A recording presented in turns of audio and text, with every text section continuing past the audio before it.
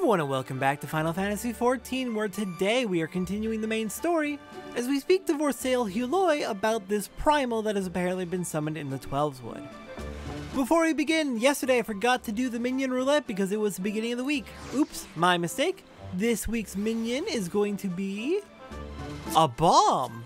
Oh dear, let's hope it doesn't explode on us. What else did I forget to do? Oh yes! Over the last recently, I was able to pick up an East Shroud riding map from doing the hunt. So our mount speed in the East Shroud is now at max. Awesome. Let's see, any new triple trad cards? No, I need to sell those off. Got the Buffalo Calf from yesterday's main scenario quest. And also got a level 50 weapon coffer, or item level 70, level 50 weapon coffer.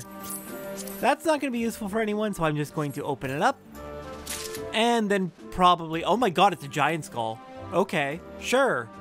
Well then, that's unexpected. Anyways, I'll probably hand that off to the Grand Company for extra seals because I need a lot for crafting coming up. Also, if you know what these ATMA are, you can see I'm making progress. Some progress. Oh god, I'm at 8. Well... I'm at technically more than 8, but I'm making progress. If you know what those are, you know what those are. We'll get to that eventually. We'll get to that in patch 2.2. I need to get prepped on that really early because that is a long grind. Okay, so today let's get started with more main scenario. Hail to the king, Kupo! Vorsail Huloi wishes to brief you on the latest crisis in Gridania. Not long ago, the Moogle Kupo Cop visited the Adder's Nest to request an audience with the Elder Seedseer. He spoke of an imminent threat to all Moogle kind, one which would imperil the entire Twelveswood if left unchecked. You proved an able ambassador to the Sylphs, and we would have you reprise the role in our dealings with the Moogles. The rest you should hear from Kupo Cop himself. He awaits you with the Elder Seedseer at the Lotus Stand. Alright, Kupo Cop! It's been a while. Technically, I don't think this Satora has met him. One of my other characters, Petra, would have met Kupo Cop. But Kupo Cop's part of the opening storyline for if you start in Gridania as an archer, conjurer, or lancer. Okay, so the place we're looking for is going to be over by the Conjurer's Guild. Let's go speak to you and be admitted to the Lotus Stand. The other Scions have already arrived. Madam, may I show you in?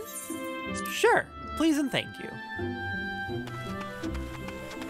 Oh, everyone is here indeed. I see Ida, Papa Limo. I guess that's it for the Scions actually, but that's fair. Those are the primary Gridania contacts. It must be something bad to have gotten Kupo Cop this worried. Have you seen the way his thingamy is bobbing? A threat to Moogle kind. I had hoped that the antecedent suspicions were ill-founded, but I cannot see who else it could be. Our guest has brought ill tidings which must needs be heeded. Isn't that right, Kupo Cop? Oh, I don't know about this. I don't know about this at all. But I suppose Rhea's right. They've left us no choice, Kupo. Also, good to see you, Rhea Senna. How's it going since we finished up our white mage work?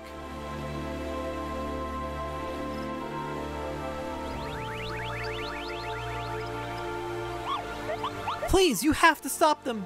But you mustn't kill them. They're not bad Moogles, Kupo. They're just misguided.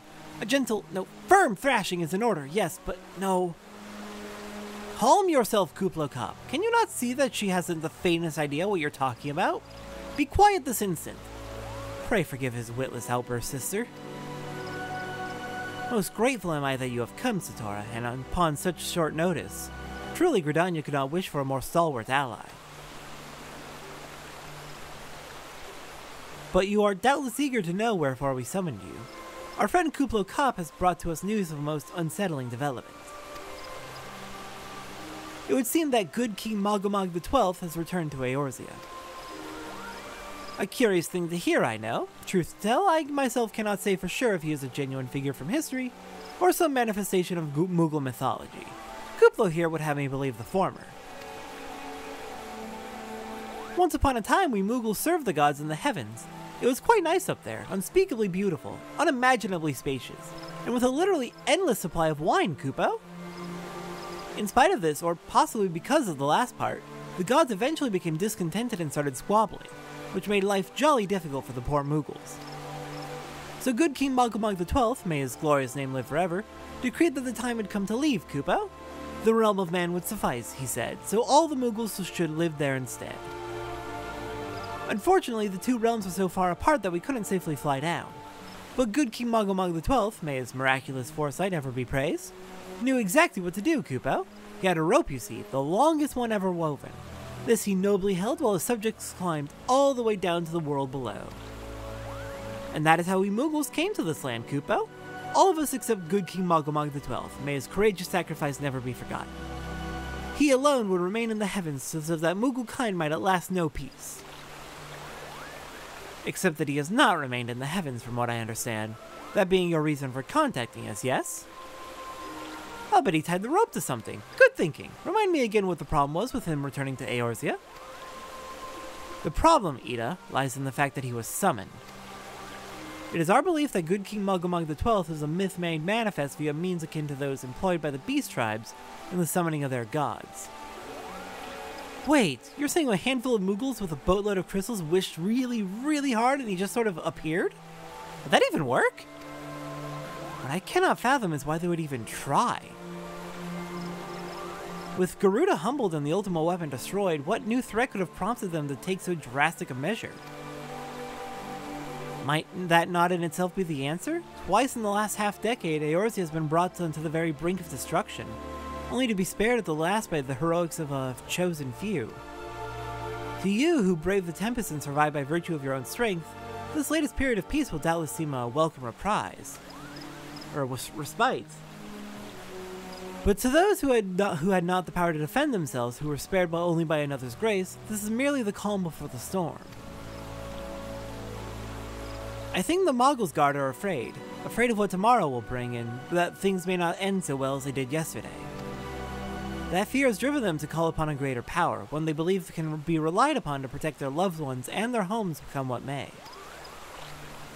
I assure you, the Moggles Guard only want to protect the forest from outsiders, but ever since the return of good King Mogumog XII, may his boundless grace fill our hearts with love, they've started to get a little carried away, Kupo. Verging on a lot, in fact. Like the Sylphs who summon Ramu, you mean? We cannot discount the possibility that this entity is influencing the Moogles in a manner similar to that of a primal. We share the same concern. Whoever or whatever the king may be, it is our belief that he poses a threat not only to Moogle kind, but to Gridania as a whole. Thus do we beseech you, Satora, confront good King Mogumog XII and drive him from our midst.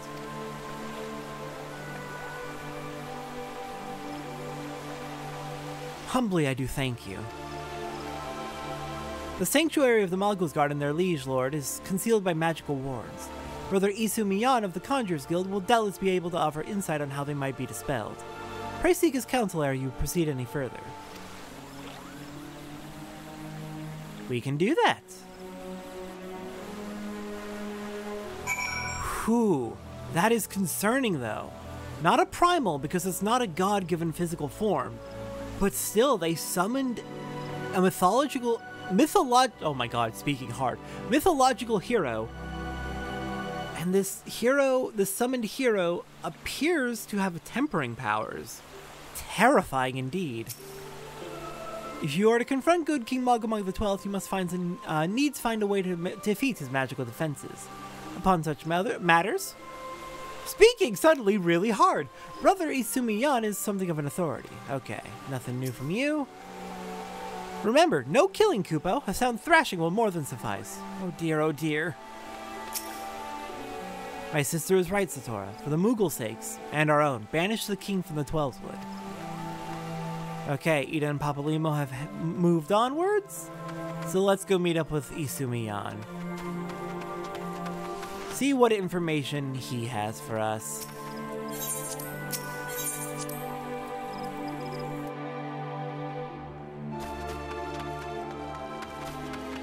Hopefully, it won't be too difficult to breach into where Mogumog is hiding.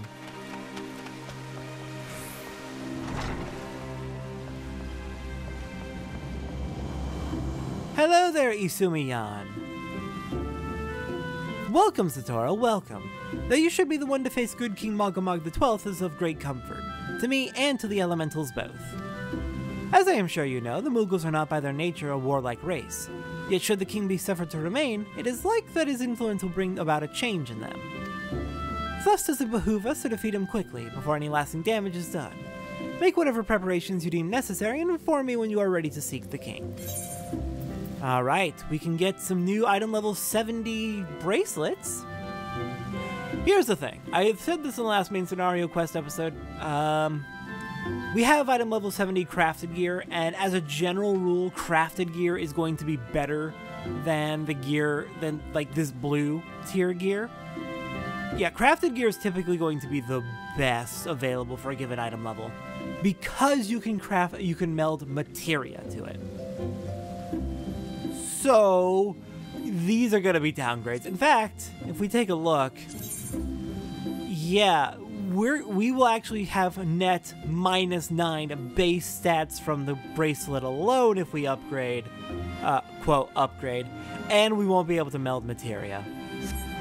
I could grab them for selling off to the Grand Company for seals, but I think I'm going to go with the money instead, honestly.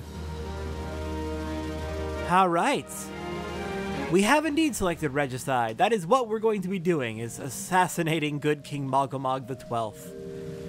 But next time on Final Fantasy XIV, before we set out to take care of good King Mag-O-Mag, with tensions high in the Twelveswood, let's go check in on our Sylph friends, make sure they're all doing alright. I'll see everyone next time for that.